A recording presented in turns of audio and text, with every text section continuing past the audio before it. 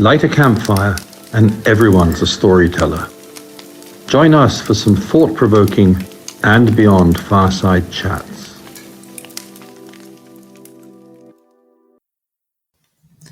Hello and welcome to Leave Our World a Better Place. My name is Kasia and today I'll be speaking to Crispo Ndembeka, East Africa Regional Manager for Africa Foundation.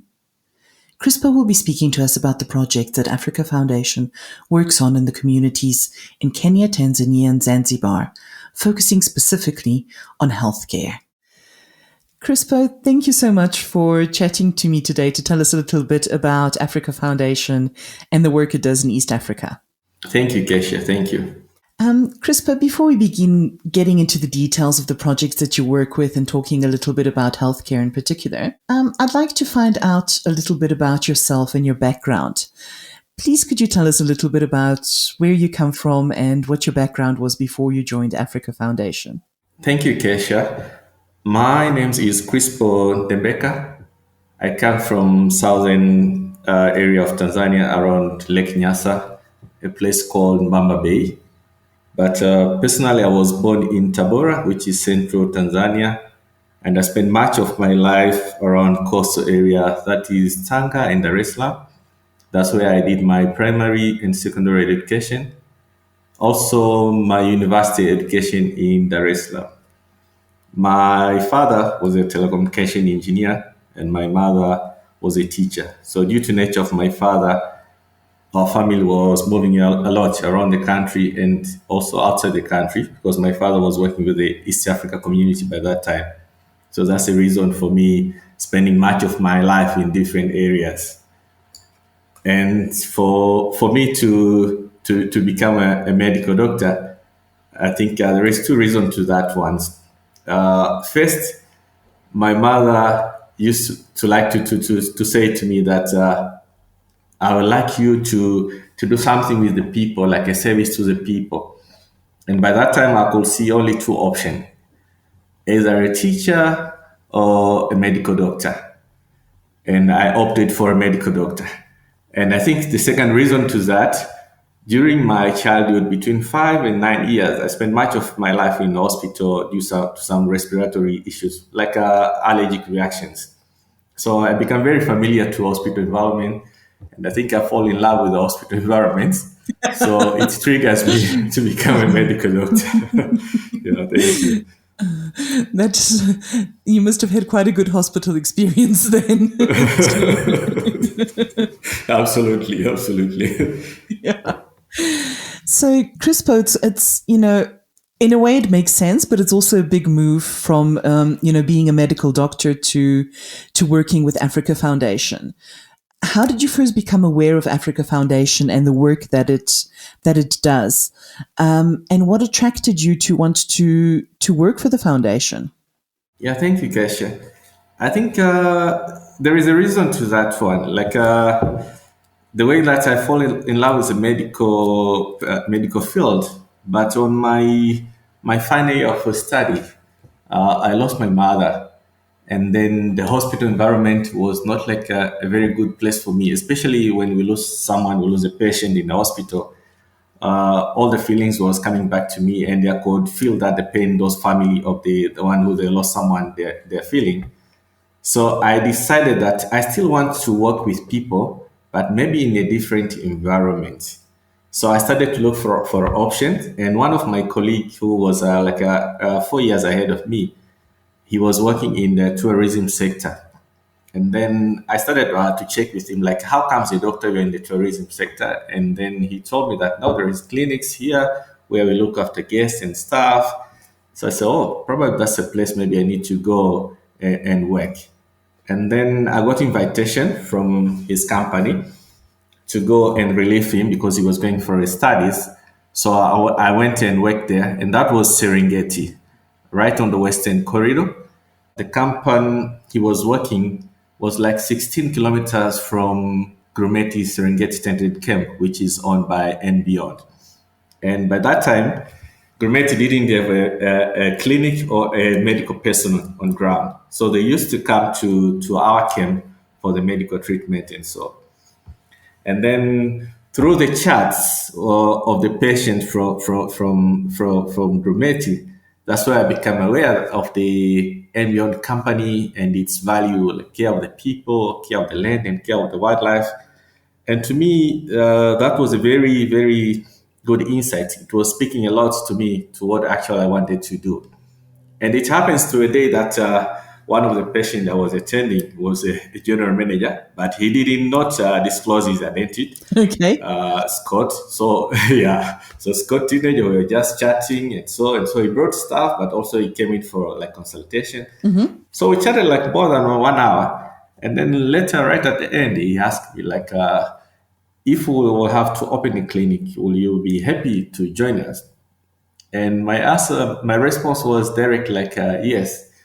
And he was saying, like, have you seen our environment? You don't want to come and visit? I said, no, no, no. Environment for me, as long as it's medical, I'll be working with people. And with the values I love, they are there. Environmental, I can survive in any environment. So that's one of the how I get to know and beyond as a company. And then later, I think after a year, that was 2006, I joined and beyond Grimet Serengeti and Camp. And I was the first one to start the clinic there. The lodge didn't have clinic. So I started the clinic there. And while I was there, through induction, I get to learn about Africa Foundation.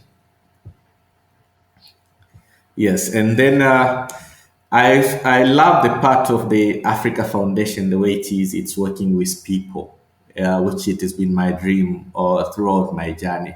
So it was for me like this is a place I need to work with. Thank you. Yeah, so it was the ideal opportunity to combine your skills with your desire to work for people and for communities. Absolutely. And also, I was given as an option, like I think my career grows very quickly in the hospitality industry that I got to the level of assistant lodge manager. And one of my portfolio was to look after the community, the nearby community around Lake Victoria. And I remember one of the very highlight project which I remember we did together. It was to have a malaria project within the park and also outside the park. So we were working with TANAPA and the community to have a malaria program to take it down because the area was so bad with mosquito and malaria cases. And I'm very happy that with the collaboration with the people, we managed to get to a success that even today, when you go there, you can be very relaxed that it's free from malaria. So having that Africa Foundation part as one of my portfolio gave me a very good access to the community and start working with the leadership structures within the community and the government as well.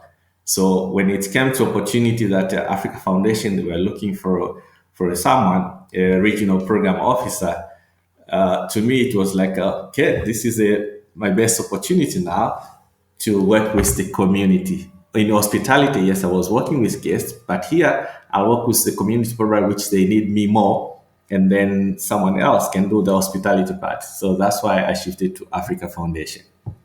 Now, you are currently the regional manager for East Africa for Africa Foundation. And I know that involves working with a lot of communities throughout Kenya, Tanzania, Zanzibar.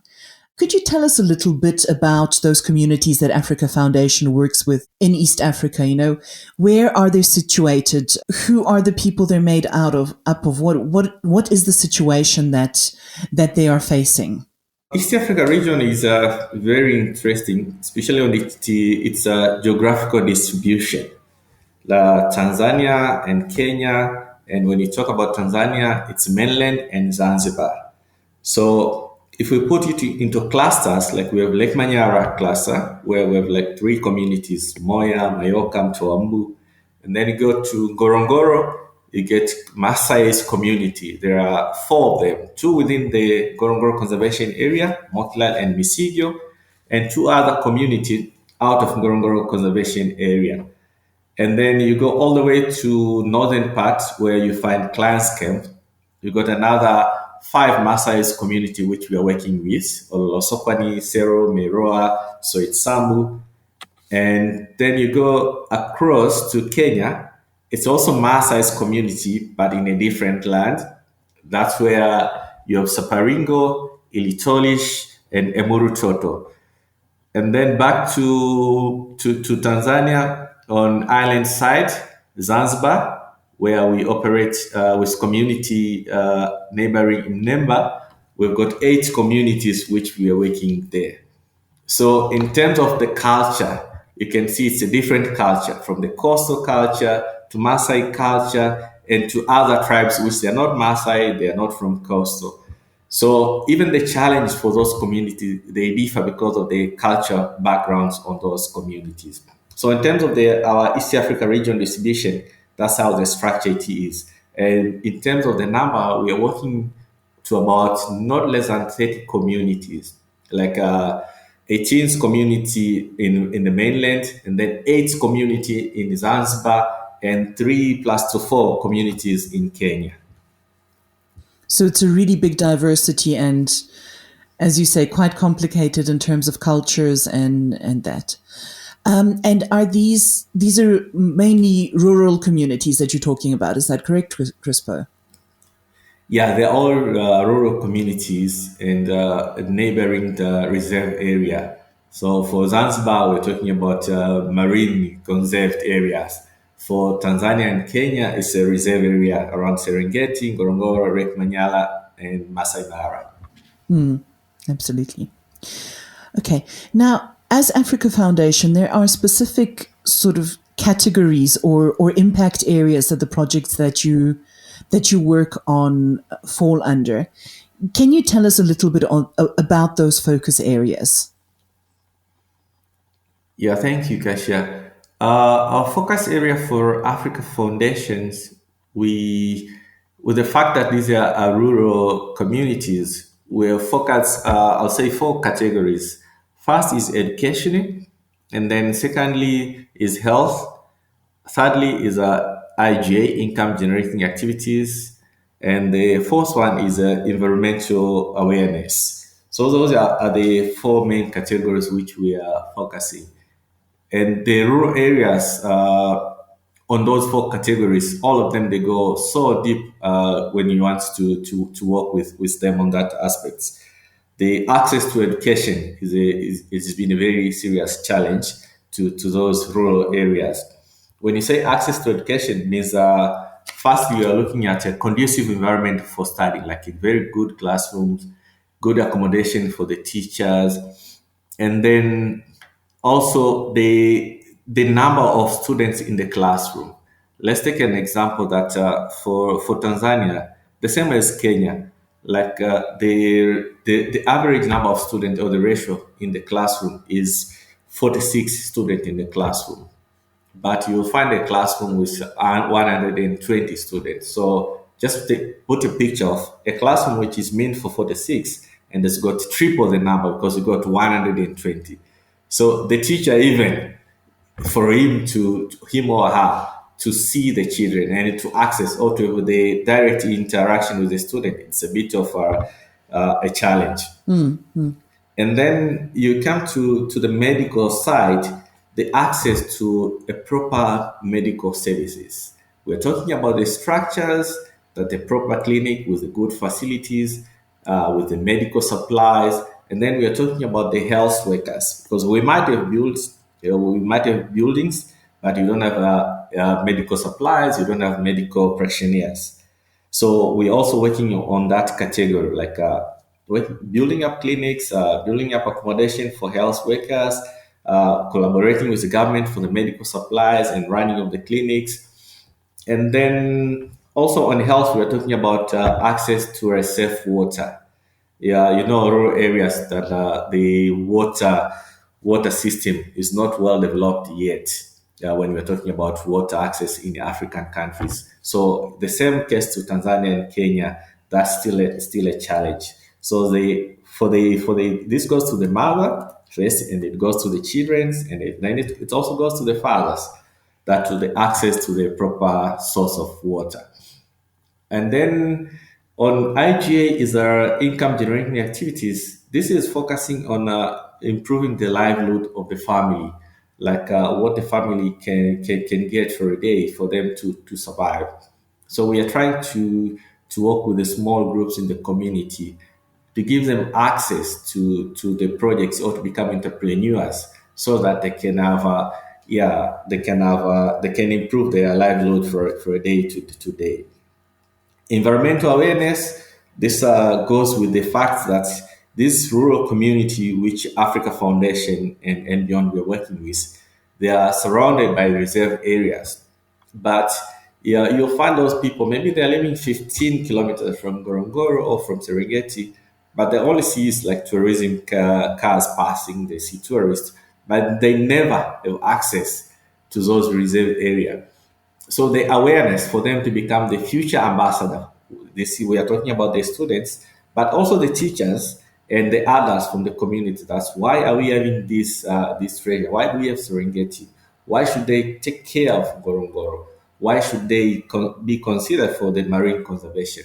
So for us, the awareness, it's them living adjacent to those areas. They have done a very huge contribution for those places to be there.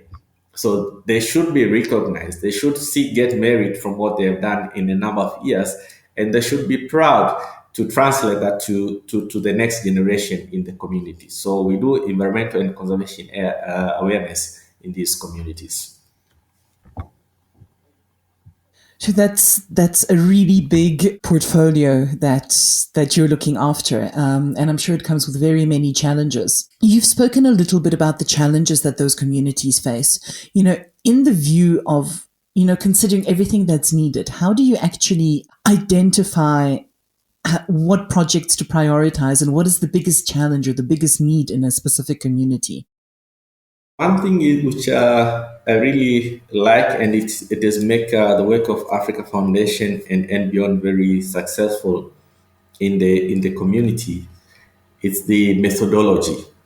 Our methodology is consultation. Like we say that we work with the people.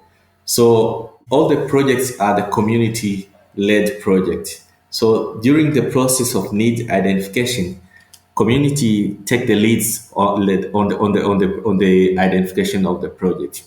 We believe that we've got very wise people with lots of wisdom, elders in the community, and who are the one holding the position on the leadership structure of the community. So if they take the central role in identification of projects, that's really accounts for the sustainability of that project. So the needs identification is led by the community. With through these long meetings under the trees, you'll sit there. For me and my colleagues who are working here in East Africa, our role will be like to be a facilitator because for us we've got that exposure, so that's the advantage which we're putting in on the table to facilitate that discussion on needs identification. For example, you're holding a meeting in the community, and then there'll be needs on educational. Someone will say about classroom, someone will say about the school uniform, and then as a facilitator, you'll open that dialogue that between the classroom and the school uniform, which one at least the community or the parent can afford. So you can see at least school uniform, the parent, despite the difficult environment and the economy, but at least uniform you can access. And also, the children can even go to school without proper uniform while the parents are working on that one. But to study under the tree where there is no roof, it means if it's a rainy season, that classroom is not there. And for the teacher who is receiving salary from the government, he won't be happy because the teacher is a teacher, either is working in urban area or is working in the community. So to motivate that teacher also to have a proper classroom, it's a very important. And you'll see that the community will see that one. And at the end of the needs identification, all will come into terms that this is what we need. So there'll be identification on the educational side and on health facilities. And I like the fact that when it comes to medical or health needs identification, the community they are so much touched with the women's that this will be most of the time the motivation that women they have to walk long distance, either they are pregnant or not pregnant, And I like that they're recognizing the fact that mother is playing a big role in looking after the family. So they really consider that women, they're not supposed to walk long distance. The pregnant mother, they're not supposed to walk long distance, and then the children as well. So they'll consider those are the main points on the project profile, so that we can have access to that project of the health. Government role on the project is to lead us, like to give us the BOQ, to give us the design, and to give us commitments that will provide the people to work with, or the professionals. Because Africa Foundation and beyond, we won't run the projects, but the government will run. So always the government has been so supportive that they understand that there is a need for that clinic, there is a need for that classroom, but the country is big and the cake is small. So the government is working on priorities. But then when someone else is coming to give up a hand, like Africa Foundation and beyond, they're very happy to work together. And they also provide technical support, like the technical team from the engineering department to come and supervise the project, the guidance on how to set up like it's a clinic and so we've been working very, very well with the government structures and community leaders structure and project identification. So it's always pretty much a three-way partnership. It's Africa Foundation and the community and the government structure. Is that correct? Yeah, absolutely correct.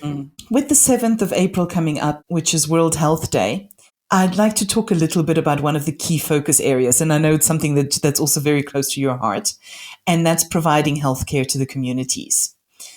So the way I understand it, under the Future Foundation's banner, Africa Foundation takes care of a number of healthcare initiatives. Could you talk a little bit about what falls under that?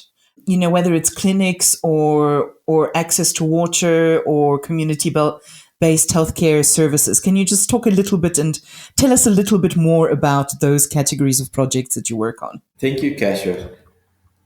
Specifically for the healthcare part, and as we're heading to that week, for the clusters I've mentioned, to date, like Lake Manyara, we've managed to have a clinic there.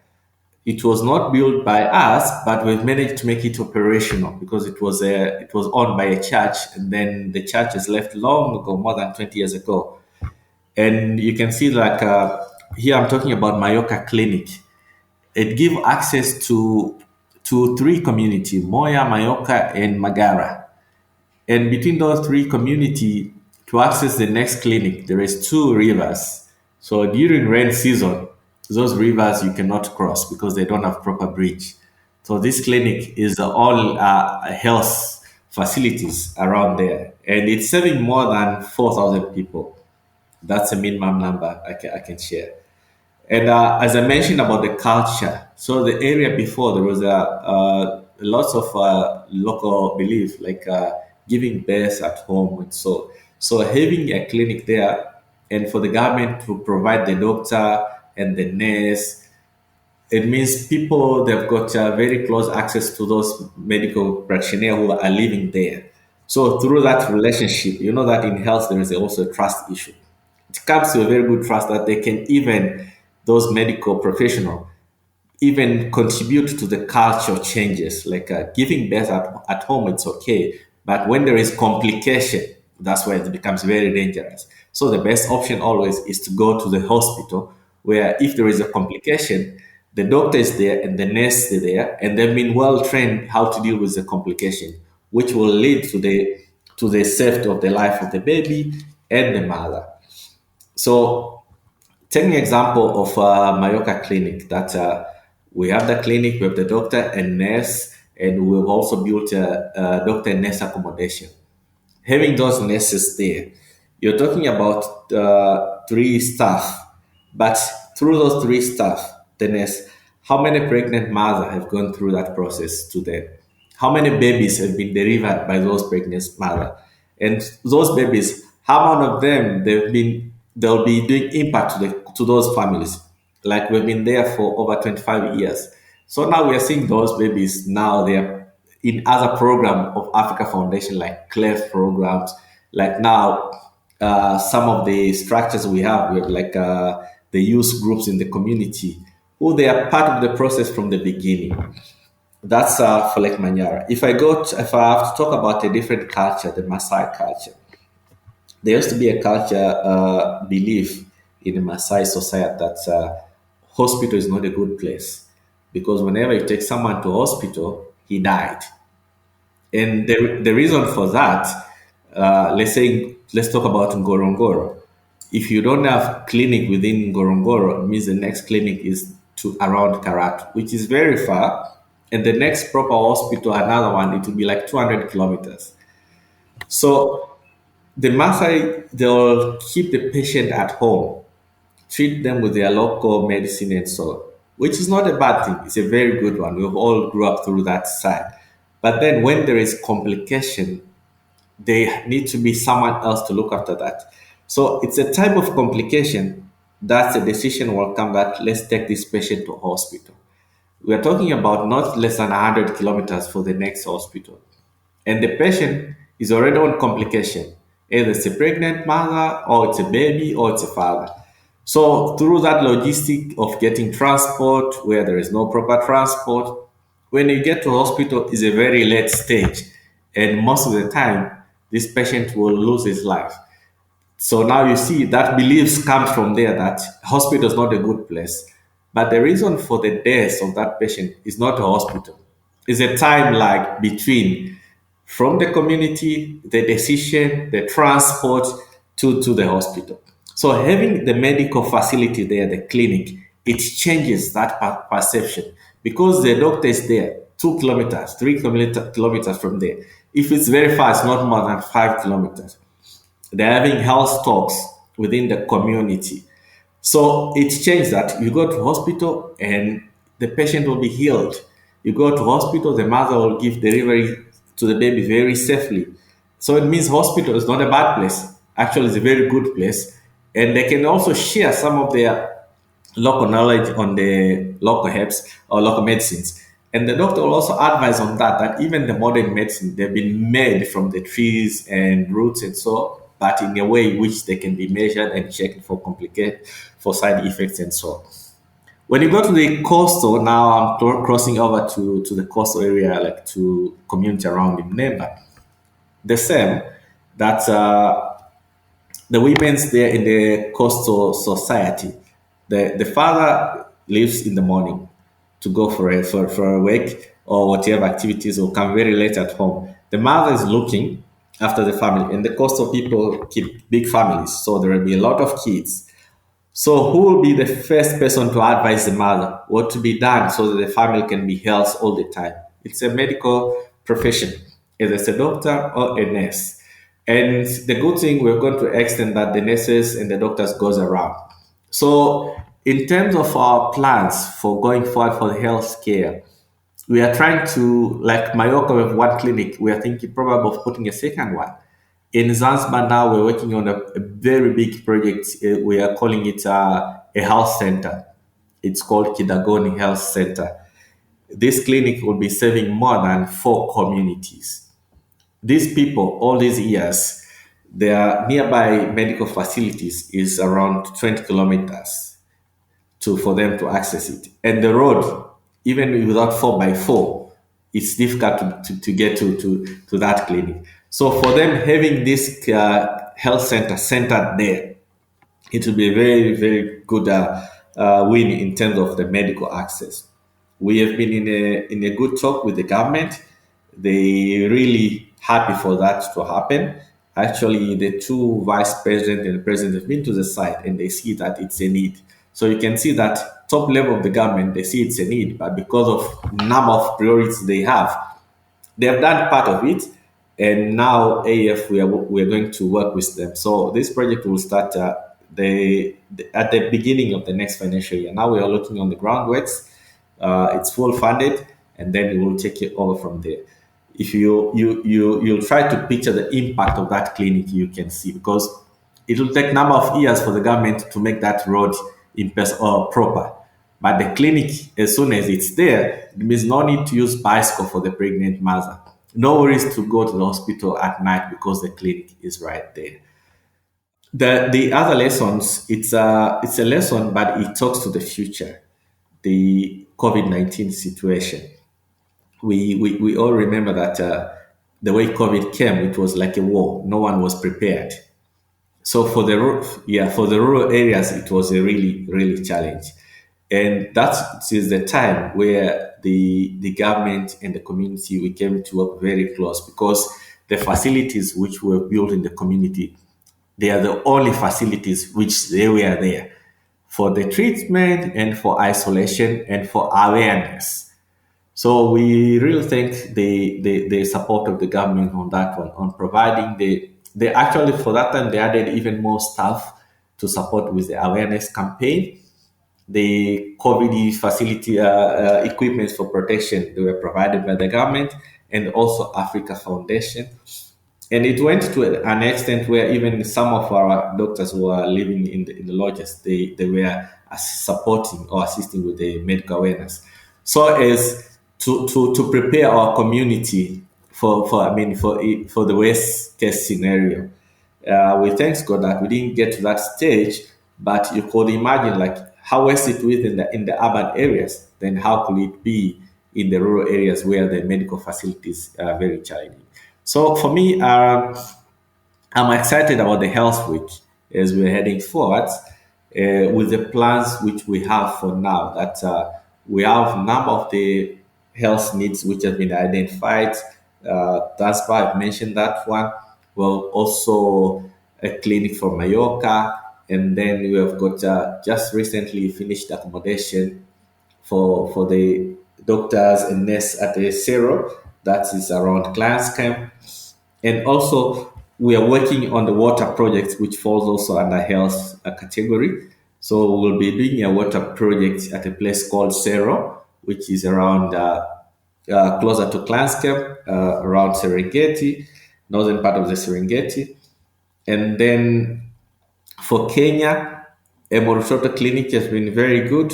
The government, they are looking to put more equipments there and probably to add more medical professionals there. So I'm excited about it that the level of medical services in the category of health is not the same like the way it used to be 5 years ago. And it's looking more exciting going forward for the next 5 years. And I think it's really amazing the level of impact of all the projects that you've talked about, because, it's not just, it goes so much further than just, affecting the health of the communities.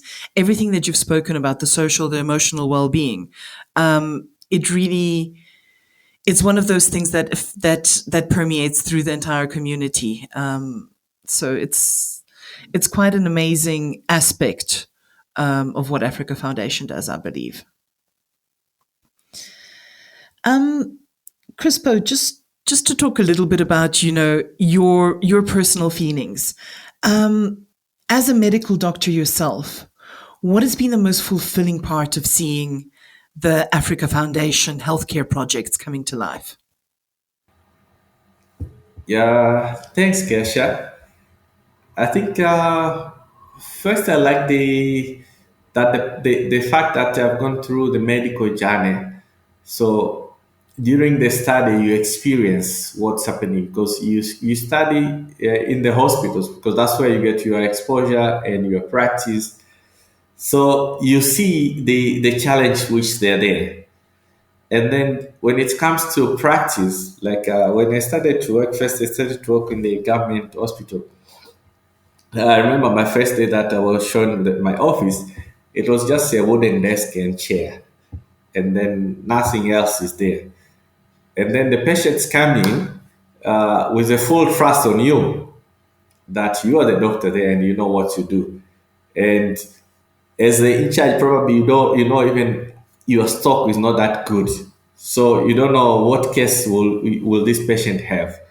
So with that experience and coming now to work with Africa Foundation with the consultation model in the needs identification, I think it gives me confidence on my role as a facilitator of that under the three meetings.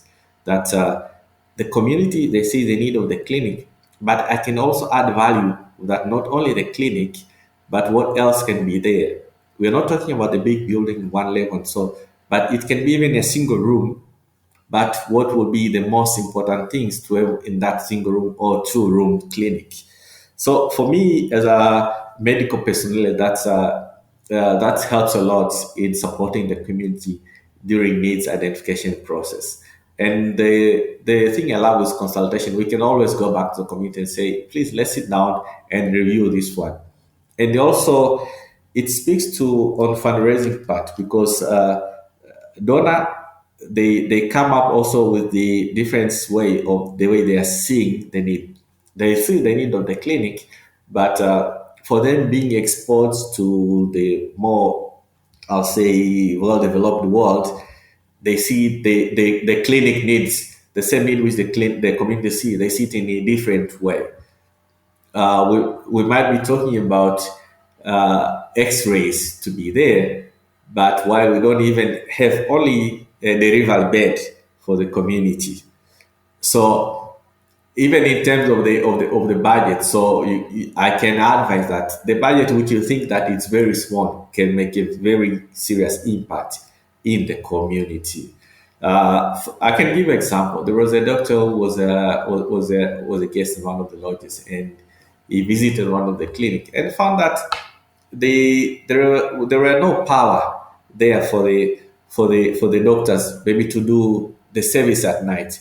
Imagine for the doctor do the reverse at night without light. So you're using the earphone lights, so a contribution of the solar equipment make a huge difference to that clinic. So for me, my exposure to the medical field, I see that it's really helping me in advising at the community level when we are doing needs identification. Also in our internal discussion when we do project profile for fundraising and so, and also on the government when I go to meetings with governments, it gives me confidence to discuss because we are talking the same language now with the district medical officers there, like what can be done in the community. And also for them, for the government, they feel very much comfortable that they know that we are speaking the same language. So sometimes it's even the government who are coming and advise, please, if you have this opportunity, if you can assist us with this and that and that. I think, while we've been talking, I think something that struck me as very important, what you said, is the perceptions of donors.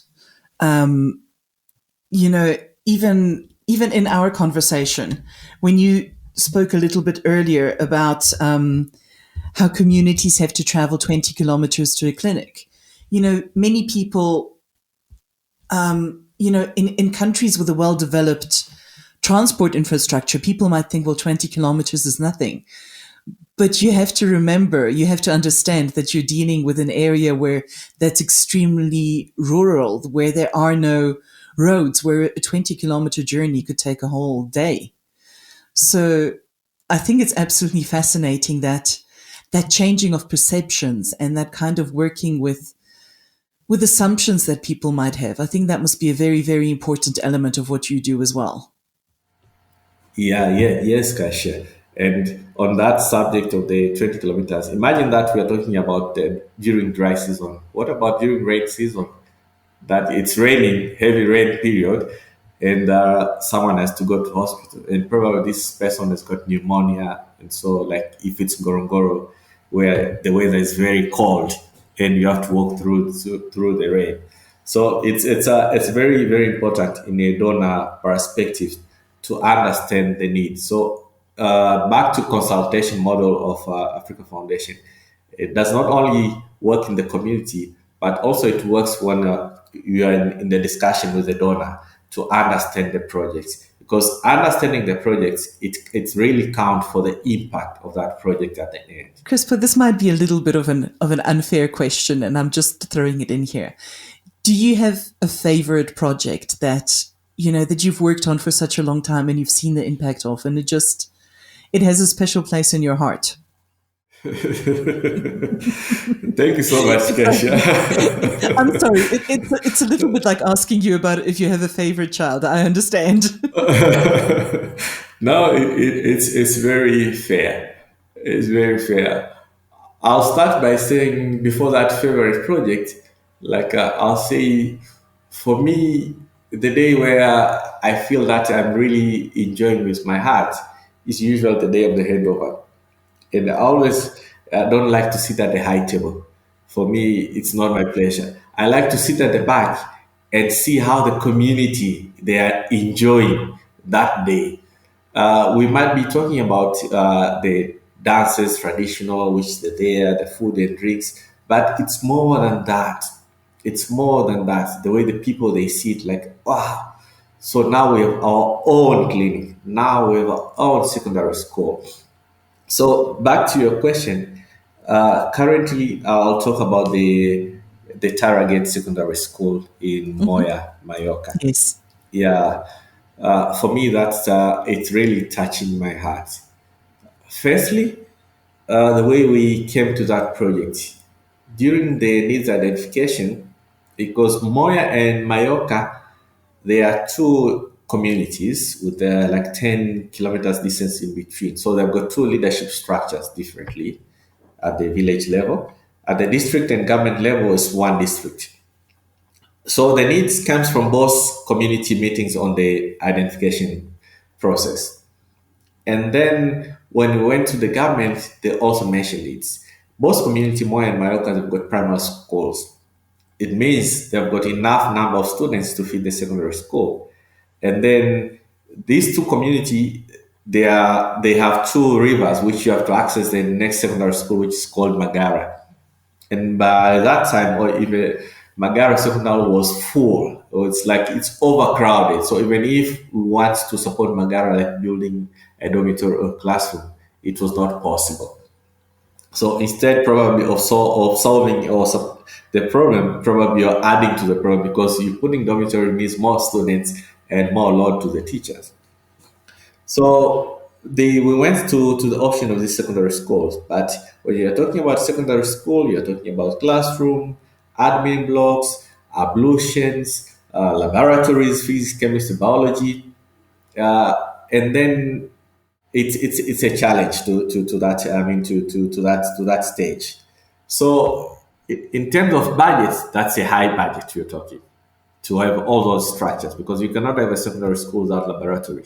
You can have classrooms, but how can you balance when you have sequel from 1, 2, 3, and 4? And then how can you make one of the classrooms to be a laboratory? So it was also another challenge in terms of fundraising. And then it came an opportunity that we had donors who were looking for a secondary school project. And then to us, it was like, this is the chance.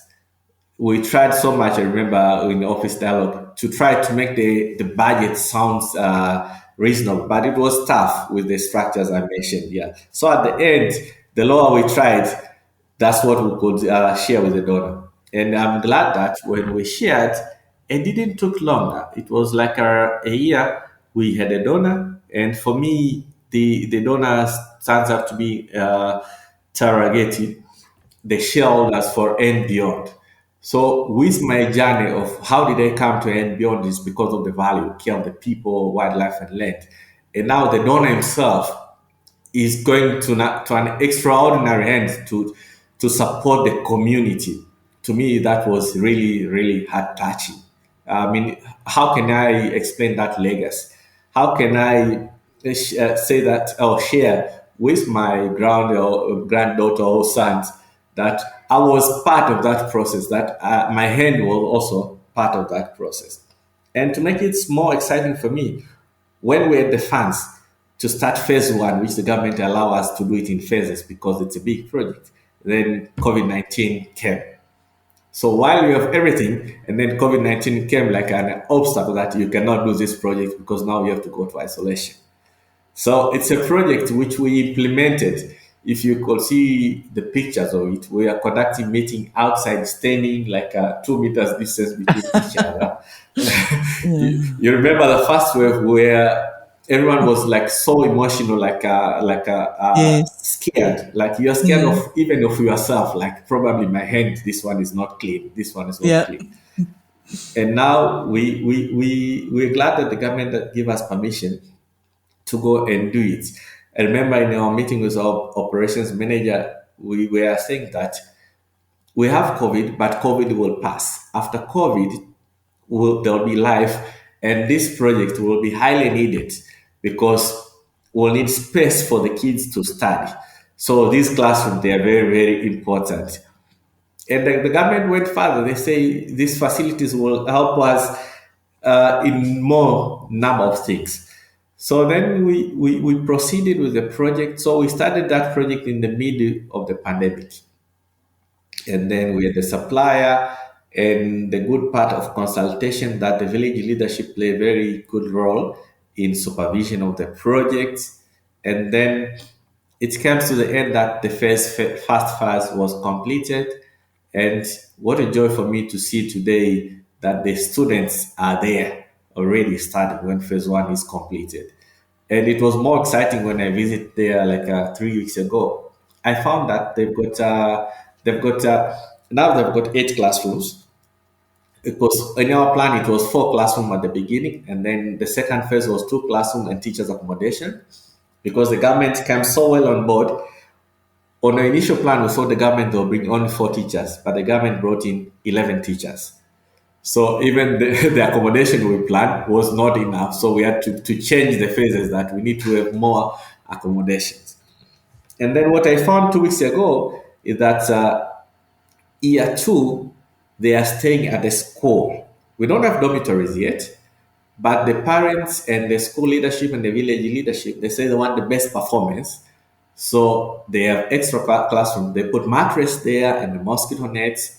So year two, they are staying there because they have got exams this year. And the fact that they've got good ablution with good water facilities, then that's not a problem. So they've turned up 2 classrooms to be like dormitory, one for boys, one for girls. And in the plan, we have dormitories, not on this phase, probably next phase, which is coming in next year or for a year. So you see how much effort or how much community they've been touched by this project. So and not only me, them themselves, and how many number of the students will go through that through that school. You see, girls. We have a saying here that, and I've been very believe in that one, that when you educate a girl, you educate a family because she's going to be a mother one day. She's going to look after the kids. And women will always focus in the economic status of the family, but the mother do play 2 roles: looking after the economy to balance what is being brought by the father, but also making sure the well-being and the social part of the kids. So those kids who are going there in those classrooms, let's say we're talking about 46 maybe today, how much impact to the family? We're talking about 46 families here, and then and more and more and more. So there is so much legacy to that project. So to me, for now, I'll say that's my highlight project. That's an amazing story, and I can just imagine the impact that it will have going forward. Crispo, just to end off with, you've spoken about some of the future plans that you have coming up for various projects in East Africa. But can you just briefly talk about what are your hopes and dreams for the future of the communities where Africa Foundation works? Yeah, thank you, Kesha. That's a very interesting question in terms of the insights and the way forward. Also for the plans of foundations.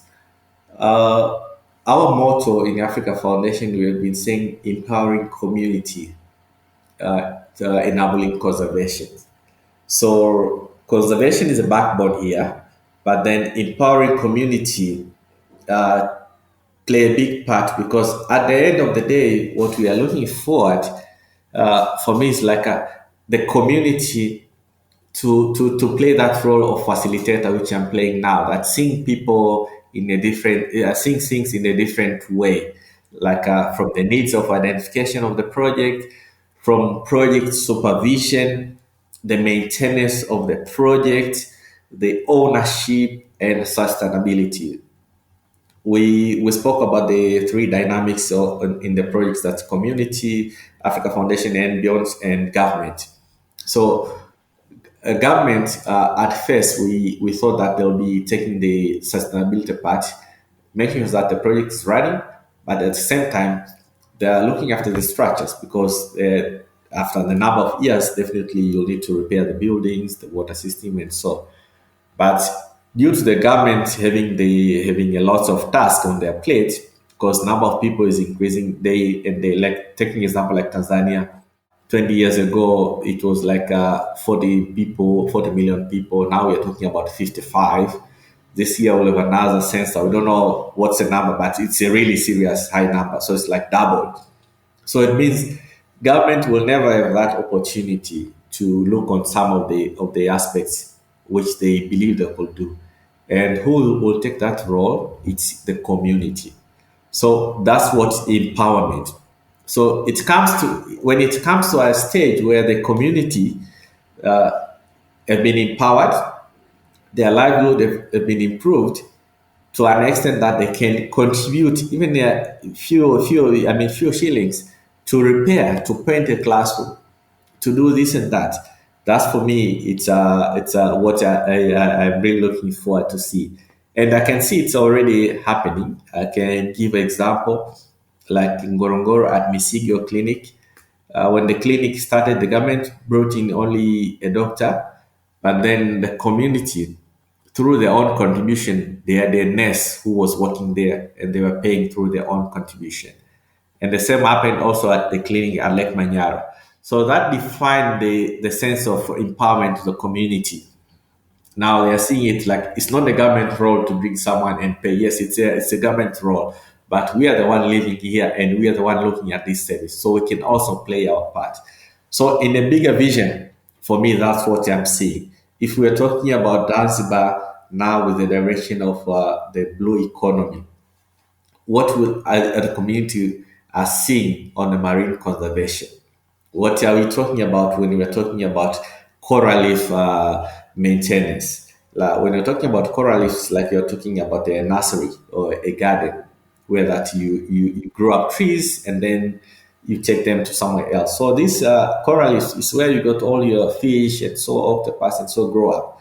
But if the community, they are not empowered, they don't have awareness that if they go and fish on the reef, it means they're killing up the nursery.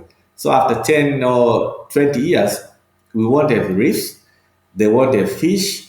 And if you're talking about coastal mode of life daily, it's about fishing activities. That's it comes first. Yeah. So what will the next generation inherit? So the awareness and empowerment of these communities, it means it goes back to them looking at their own treasures, which God has created for them. So to me, that's the vision I'm seeing, that through our methodology of consultation, we are looking after the conserved area, but at the same time, we are creating that awareness to these communities and empower them to take the front role in looking after everything which they have in the community. That's a very, very exciting change to be driving and to be seeing in the communities, I think. Crispo, thank you so much. It's been really, really amazing talking to you, and I could go on chatting to you for ages, but I think for this time we'll end now, and hopefully you'll come back and chat to us again sometime soon. Thank you, Kesha. It's my pleasure. Really looking forward for us to share together this journey of the impact story in the rural community surrounding the reserve areas. Thank you for listening to Leave Our World a Better Place. Don't forget to subscribe to make sure that you never miss an episode. If you'd like to find out more about And Beyond, please log on to our website at andbeyond.com.